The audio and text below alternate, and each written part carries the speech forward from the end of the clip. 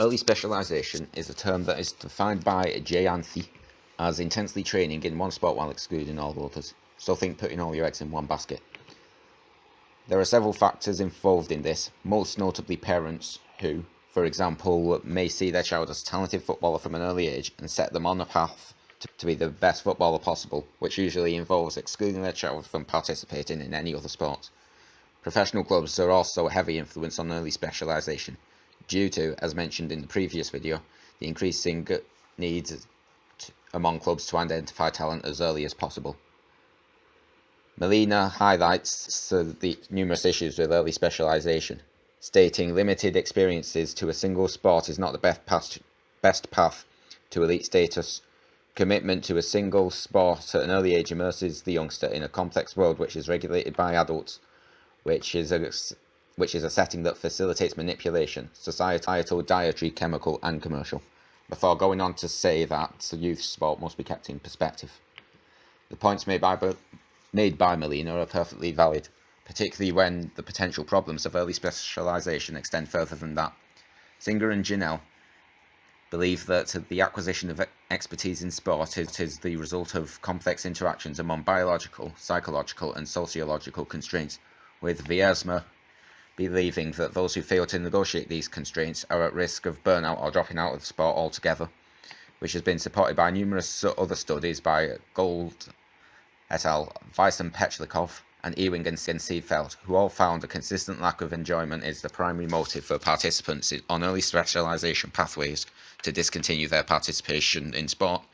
Dalton in 1992 also indicated that during the crucial periods of biological development, excessive forms of training could also have serious costs. Farstad has highlighted the cost that specialisation can have on life in general, suggesting that family life, education, rest and leisure can all be severely affected by intense training. However, for some sports such as gymnastics, early specialisation is essential, as Law, who studied Olympic gymnasts, found that those at an elite level took part in no more than 2 sports between the ages of 6 and 12 by the age of 16. The Olympic level gymnasts had already taken part in 3 times as much deliberate practice as international level athletes. However, the Olympic level gymnasts reported lower levels of happiness and higher frequency of injuries, which begs the question, why is early specialisation still required, or at least not being made to be more enjoyable for its participants? Farstad suggests that early specialisation may cross the line of child exploitation. One instance of this could be Celtic youngster Karamoko Dembele, who in October 2016 made his debut for the Celtic under-20 side aged just 13, which could prove extremely dangerous as he is a child being forced to play in men's game. To combat this, Farstad has suggested implementing age restrictions as to when early specialisation should be introduced to an athlete. Other research has questioned whether specialisation is required during an individual's early years, with Hill indicating that performing a wide range of activities during their youth was the norm for professional baseball players, while Ward et al. Found that elite footballers didn't actually begin to specialise until after the age of 16. Cote also found variable sport involvement during the early years of elite rowers and tennis players, as well as finding this to be the case with field hockey, netball and basketball players later on.